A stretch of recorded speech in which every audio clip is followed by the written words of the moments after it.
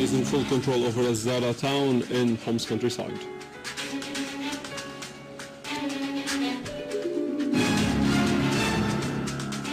And the Syrian Arab Army unit seizes a pickup car loaded with weapons and ammunition.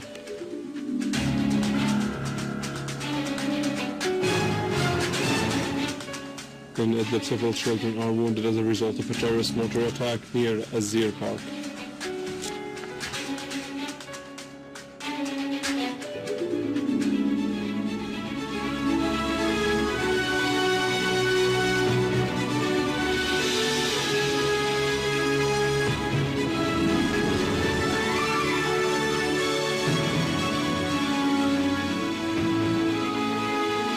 Good afternoon, this is News in English from the Syrian Arab Television in Damascus. First, with this breaking news, the General Command of the Syrian Arab Army and Armed Forces has just announced that army units have seized full control over Al-Zarah town in the western countryside in Homs. This comes after 30 armed terrorists handed over their weapons to the authorities in Zara in Talkalakh countryside.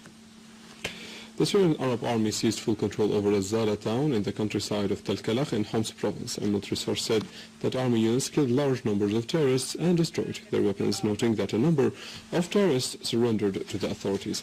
In the meantime, the Syrian Arab Army units purged Al-Hasrajiyya village, which is adjacent to Al-Zarah town, from armed terrorist groups. In cooperation with locals, an army unit seizes a pickup car loaded with weapons and ammunition heading to the eastern Ghouta at the entrance of Al-Wafidin camp.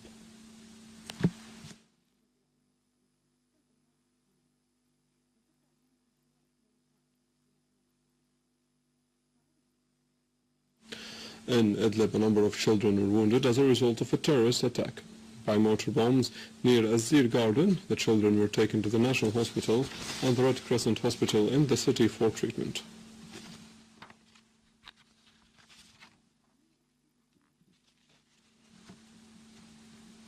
In Damascus countryside, Syrian Arab Army units continue their advancement in Yabrud in the countryside of the Syrian capital, destroying several terrorist cars on the Yabrud-Marmaroun road. Also, military units have targeted terrorist dens in As-Salihiyya and Tellet al-Quz inside Yabrud, killing and wounding several terrorists.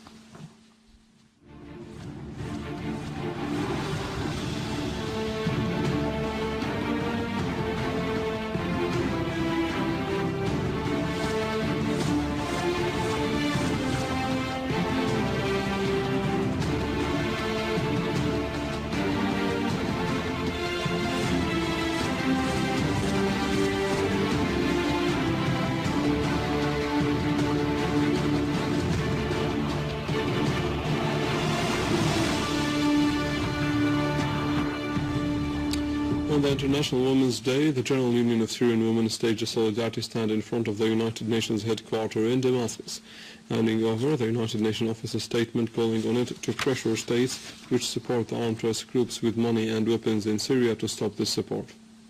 Earlier, the General Union of Syrian Women called on international women's organizations to support the Syrian women and the Syrian people's right to live in dignity and freedom. The union urged in a statement addressed to the women of the world on the occasion of the International Women's Day that the world celebrates today to stand up to the government sending terrorists and weapons to Syria so that the Syrian people can live in dignity and freedom. The statement expressed appreciation for all countries and organizations that espoused the rights of Syrian people in face of the war waged against Syria.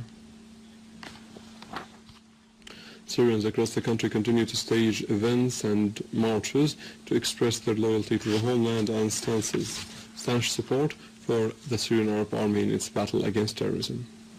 In Damascus, huge masses took to the streets in Al-Zarah neighborhood to express support to the Syrian Arab Army. Participants carried Syrian flags and banners extolling the heroics of the Syrian Army that is preserving the national unity and territorial integrity. I want to send my greeting and thanks to the Syrian Arab Army who achieved the victory on the land against all the terrorism and promised him to support his efforts to achieve safe to our country. We win this fighting against all the terrorism from all the country by helping our Syrian Arab women. So we are intending to Syrian Arab Army, and we raise our heart for his doing in all our land in Syria. We are here on a march to support the Syrian Arab Army in protecting people from the terrorists of Al-Qaeda and the other Takfiri groups which are supported by Al-Saud. We came to support the Syrian Arab Army, which is defending the unity of our homeland Syria and fighting terrorists. And these marches are biggest proof that the Syrian people are steadfast beside the Syrian army.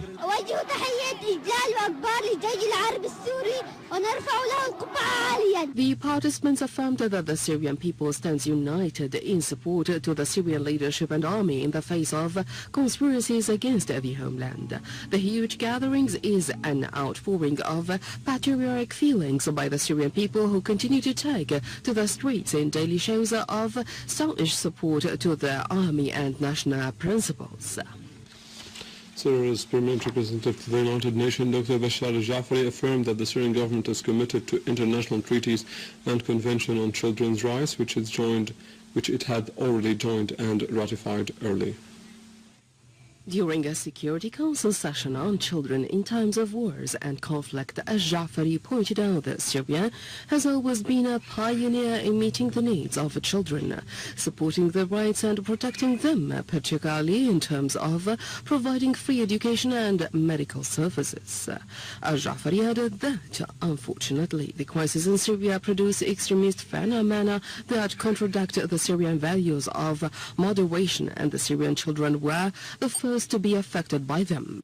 He pointed out that during dozens of Security Council meetings related to Syria, not a single state with influence over terrorist groups exerted any pressure on them to lift blockades they imposed on an area and the militarization of a hospital or a school. Dr. Jafari affirmed that Syria continues to cooperate with the UN to uncover the violations of children's rights committed by terrorists, with the Syrian permanent delegation distributing an official memo to the Security Council dated February the 6th containing details and documents, information and examples of crimes committed by terrorist groups against Syrian children. In another context, Russian Foreign Minister Sergei Lavrov said that Russia is ready for equal and fair dialogue with Western partners on the crisis in Ukraine.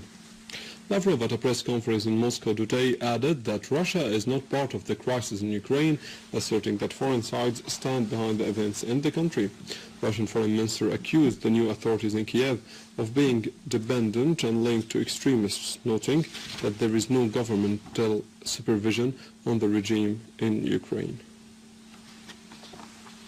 The Venezuelan President Nicolás Maduro called on the United States to avoid interfering in the Venezuelan Latin American affairs and relations, indicating the necessity to raise the relations between these countries into higher levels.